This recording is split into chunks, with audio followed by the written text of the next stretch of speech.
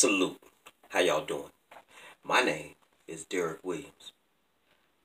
This coming February 15th, which will be Friday, will be 17 years that my mama, a soldier, Connie Mae Williams, passed on. I received a call from my daddy in 2002. This was about 3 a.m. Eastern. And he said, Derek, I got some bad news to tell you. Mama passed.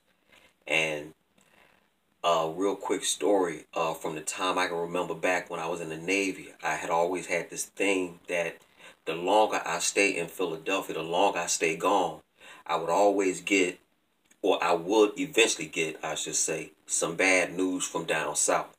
And so when I actually got that call from my daddy, I was shocked, obviously, but I had played it over and over in my head so much that between 1987, when I first had this feeling that I'm going to get this bad news eventually, until that morning in 2002, I had played it over and over. So I kind of like mentally prepared myself what was to come. So salute to my mama, Connie Williams. Like I say, she's a soldier, and she helped to make me, along with my dad and my second mom, they helped to make the man that you see before you here. And as y'all know, I'm just one boy in the comment section on YouTube. The title of this presentation will be called There Are No Cures Forthcoming. I want to share something with you that I found out a few days ago. Mexican scientist has cured, and I say it again, a Mexican scientist has cured HPV, that's human papillomavirus, has cured HPV with oxygen and light therapy.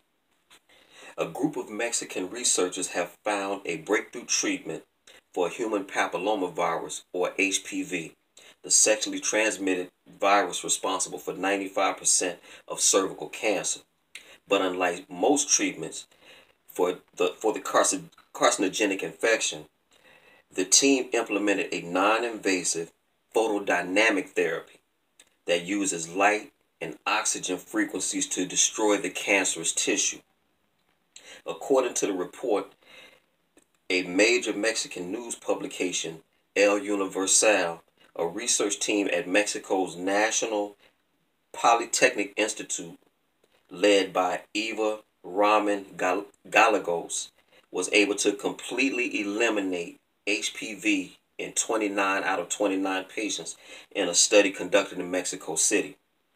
While this appears to be the first success with treatment in an official clinical trial, Ramon says she has been studying its effects for the last 20 years and has used it successfully to treat hundreds of patients.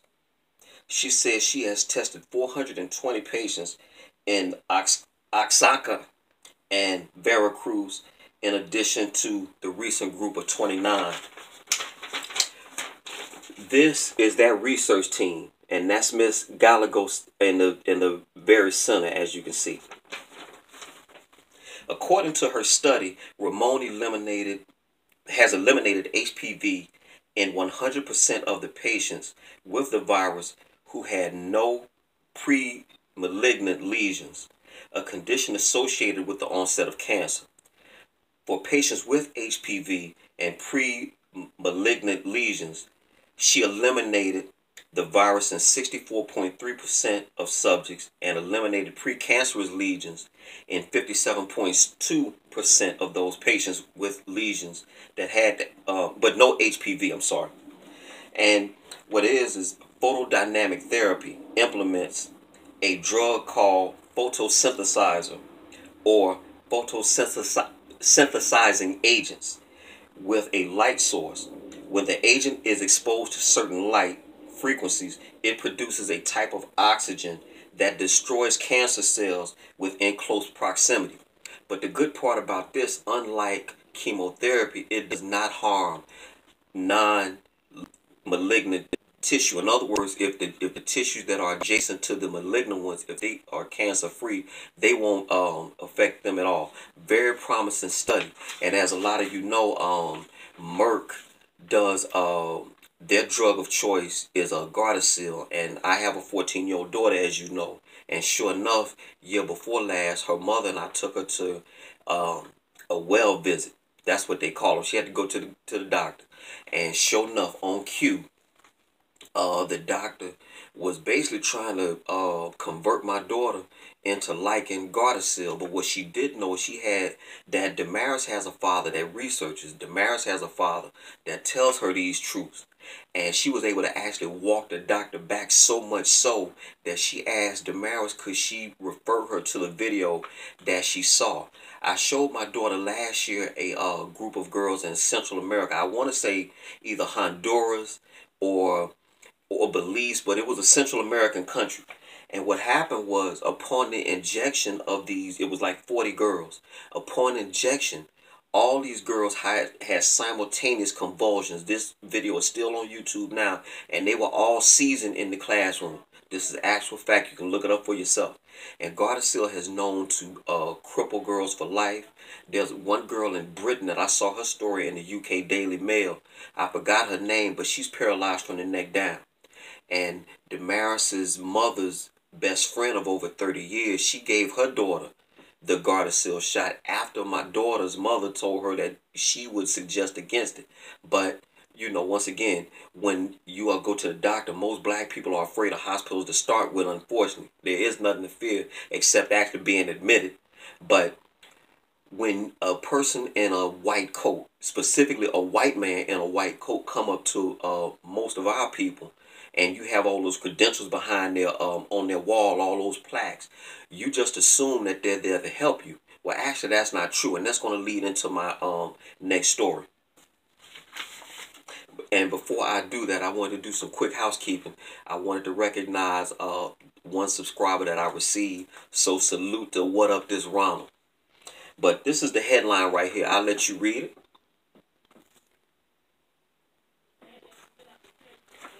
Goldman Sachs asked in biotech research report, is curing patients a sustainable business?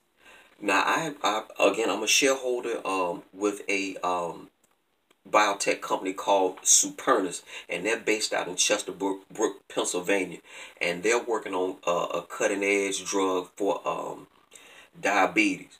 And they're basically trying to lick it too. They're trying to cure diabetes, and that's a good thing. All right. But according to this report, and I'll read it to you in part. Goldman Sachs analysts attempted to address the touchy subject for biotech companies, especially those involved in pioneering gene therapy, like CRISPR and things like that. And you should look in CRISPR. That's very promising, but I can't see anyone messing with my gene sequence. But that's my own personal view. But if this thing takes off, I'm looking to make a killing on the back end with the investment that I made. But at any rate, they're involved in pioneering gene therapy. Cures could be bad business for the long run. All right. One potential deliverer of one-shot cures is one of the most attractive aspects of gene therapy, genetically engineered cell therapy, and gene editing. However, such treatments offer a very different outlook with regards to recurring revenue versus chronic therapies. Now, as a medical worker, I can tell you, I'm a sterile processing technician by trade, been doing it almost 30 years. This is my life work, and I actually like what I do. However, as sad and as cold as it is for me to say what I'm about to say, this is well known in medical circles. We need you sick. We want you sick. And that's the reason why they call it cradle to grave care, a pill for every ill, or managed care. They're not trying to cure anything. As a matter of fact, I said in a previous video that a group of researchers out in Israel have a very promising therapy where they're going to be able to knock off pretty much all cancers. All right. And actually, cancer is something that you don't have to be afraid of if you did your due diligence. But the fact is that for Merck, who else? GlaxoSmithKline, Synthes, which is a orthopedic company, they need you sick. We want you sick. We need you to come in, because if not, if you're cured, no hospitals. No hospitals, or no patients, I should say. No revenue. No revenue, no hospitals. And if no hospitals, there's no need for sterile processing technicians, OR technicians, anesthesia, respiratory, you name it. So if you remember back, I had sent up all these virtual smoke signals to the Cash Me Out Queen. And I knew that the longer she stayed in the hospital, the more prone she may come down with what they call a nosocomial infection or a hospital acquired infection, because they aren't very clean. And I'm a medical worker, and I'm telling you that. All right, this is coming directly from the horse's mouth. I don't talk about it if I don't look into it, or I don't know it firsthand. So they need you sick, and Wall Street knows that as well. So this is the reason why Big Pharma has such a chokehold on policy and on politicians. They don't want you out of the system. They want to give you high fructose corn syrup in your candy bars, red dye number 3 in your personal care products. They want you sick so we can keep you in the hospital. That's actual factual. All right. A couple of days ago, I did a video entitled "The Race Card," and one story that I left out, unfortunately, because of, I try to keep my videos concise, but in so doing, I forgot to add this.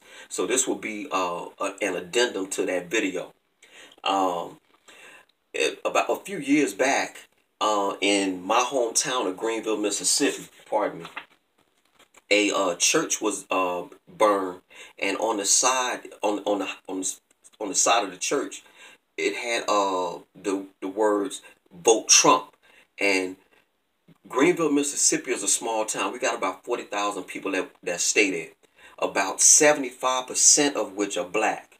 And it's a Democratic stronghold in an otherwise red state or Republican state. All right. But they always down the line vote Republican. And I just thought that was what you were supposed to be. Well, anyway, this church was burned down.